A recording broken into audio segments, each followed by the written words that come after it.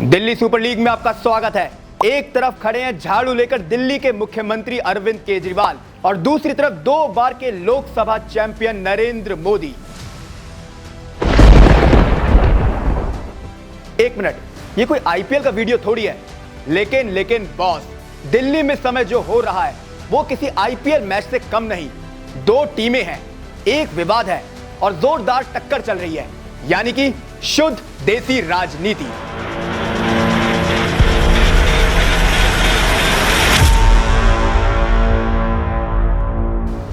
नमस्कार, मैं हूं सुधांशु माहेश्वरी और शुद्ध देसी राजनीति के दूसरे एपिसोड में आपका स्वागत है।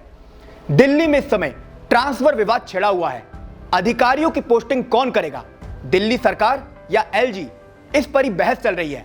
हम जानते हैं सुप्रीम कोर्ट का फैसला दिमाग की दही करने वाला है, बहुत कॉम्प्लिकेटेड है, लेकिन अभी हम जिंदा हैं।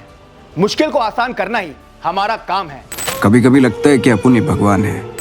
ये सभी जानते हैं कि दिल्ली एक यूनियन टेरिटरी है। सिंपल वर्ड्स में, जो अधिकार दूसरे राज्यों के पास होते हैं वो दिल्ली के पास नहीं है। अब अरविंद केजरीवाल को इस बात का दर्द है कि वो लगातार दिल्ली में बड़ी जीत दर्ज कर रहे हैं। ऐसा बहुमत मिला जो किसी और को नहीं, लेकिन फिर भी उन्हें कई काम के लिए केंद्र से गुजारिश करनी पड़ती है। एलजी साहब की मोहर लगाने का इंतजार रहता है। ऐसा ही विवाद सर्विसेज को लेकर चल रहा है। अब आप सोच रहे होंगे कि सर्विसेज बोले तो देखिए, जो आईएएस ऑफिसर्स होते हैं, फिर चाहे वो दिल्ली जल बोर्ड के हों या फिर किसी दूसरे सरकारी दफ्तर के, उनका ट्रांसफर कौन करेगा, पोस्टिंग कौन करेगा। कोई दूसरा राज्य हो तो वहां तो जिसकी सरकार होगी वो अधिकारियों को ट्रांसफर करती रहेगी, लेकिन दिल्ली में खेल है। सुप्रीम कोर्ट का फैसला आने से पहले तक ये सारा काम एलजी करते थे, उसमें भी केंद्र सरकार का पूरा दखल था। अब केजरीवाल सरकार ने बोला, भाई जनता ने वोट हमें किया, जमीन पर योजनाएं हमें लागू करनी है। अगर कोई काम नहीं करेगा तो क्या हम उन अधिकारियों का ट्रांसफर भी नहीं कर सकते? कुछ इस तरह से। इनका सस्पेंशन ऑर्डर टाइप करो। यही सवाल सुप्रीम कोर्ट तक भी गया। मामला तो पुराना है, पहले भी कोर्ट के कई फैसले आ चुके हैं, लेकिन चीजों को सिंपल रखने के लिए हम सिर्फ कोर्ट के नए वाले आदेश पर फोकस कर रहे हैं। सुप्रीम कोर्ट ने 11 मई को साफ कर दिया, दिल्ली की नौकरशाही पर चुनी हुई सरकार का ही कंट्रोल होगा। यानी कि बात जब अफसरों के ट्रांसफर या पोस्टिंग की आएगी तो किंग दिल्ली सरकार होगी। अब सुप्रीम कोर्ट के इस अध्यादेश पर 2 रिएक्शन आ सकते हैं। केजरीवाल जी का रिएक्शन कुछ ऐसा रह सकता है और हमारी मोदी सरकार का रिएक्शन कुछ ऐसा, मैं दुनिया हिला दूंगा। यानी कि स्टेज 1 केजरीवाल की जीत, स्टेज 2 मोदी सरकार की हार और स्टेज 3 फिर तकरार। अच्छा एक मिनट, स्टेज 3 तो मैंने आपको बताई नहीं। अभी तक तो जो आपने देखा वो प्री इंटरवल वाली फिल्म थी। क्लाइमैक्स अब मैं बताता हूं। सुप्रीम कोर्ट का आदेश केंद्र सरकार को बिल्कुल भी रास नहीं आया, तो इसके खिलाफ लेकर आ गई एक अध्यादेश। अंग्रेजी में बोले तो ऑर्डिनेंस और देसी भाषा में बोले तो बड़ा वाला बवाल।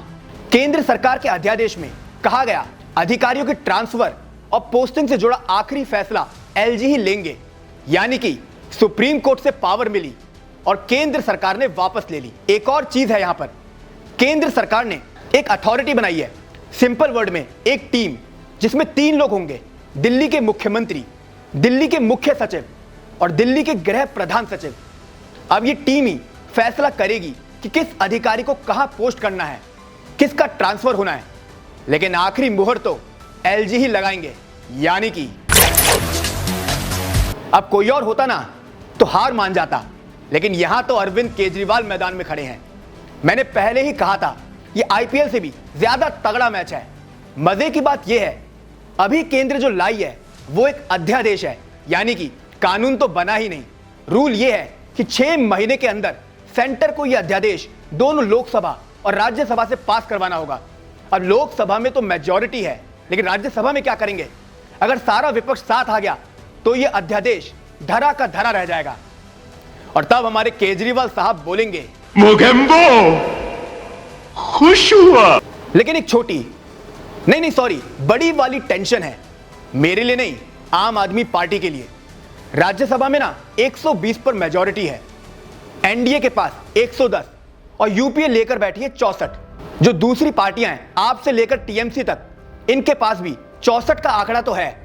अब आप बोलेंगे 64 प्लस 64 तो 120 से ज्यादा हो गया, यानी कि सिंपल मेजॉरिटी। लेकिन गुरु, ये पॉलिटिक्स है, यहां का गणित थोड़ा अलग है। आपको किसने कह दिया कि सारी विपक्षी पार्टियां केजरीवाल का समर्थन कर देंगी? नवीन पटनायक की बीजेडी के पास 9 सदस्य हैं। आंध्र प्रदेश के सीएम जगन मोहन रेड्डी की पार्टी के पास भी 9 सदस्य हैं। अब ये दोनों वो पार्टियां हैं जिन्होंने समय समय पर मोदी सरकार का समर्थन किया है। कभी कभार तो वॉकआउट करके भी सीधा फायदा दिया गया है। ऐसे में केजरीवाल के लिए इन दोनों पार्टियों को मनाना आसान नहीं रहने वाला। मना लिया तो Kejriwal will be like miracle. नहीं मना पाए तो वैसे बात क्योंकि राजनीति की है, तो इस पूरे बवाल का एक और एंगल है। यह एंगल है विपक्षी एकता। अरविंद केजरीवाल कहते जरूर हैं कि वे राजनीति नहीं करते, झूठ बोल रहा है, लेकिन उनकी रणनीति को अगर समझा जाए तो आप भी बोलेंगे वो एक इंटेलिजेंट पॉलिटिशियन है। इसे दो तरह से समझिए। सिसोदिया गिरफ्तार हुए, केजरीवाल बोले सारा विपक्ष एक हो जाए। मोदी सरकार अध्यादेश लेकर आई, केजरीवाल फिर बोले सारा विपक्ष एक हो जाए। यानी कि 2024 के लिए सिर्फ नीतीश कुमार ही राजनीतिक यात्रा नहीं कर रहे हैं, केजरीवाल ने भी अपनी रणनीति पर काम करना शुरू कर दिया है। अब ये सियासी मैच जीतता कौन है, इस पर सभी की नजर रहने वाली है। नमस्कार।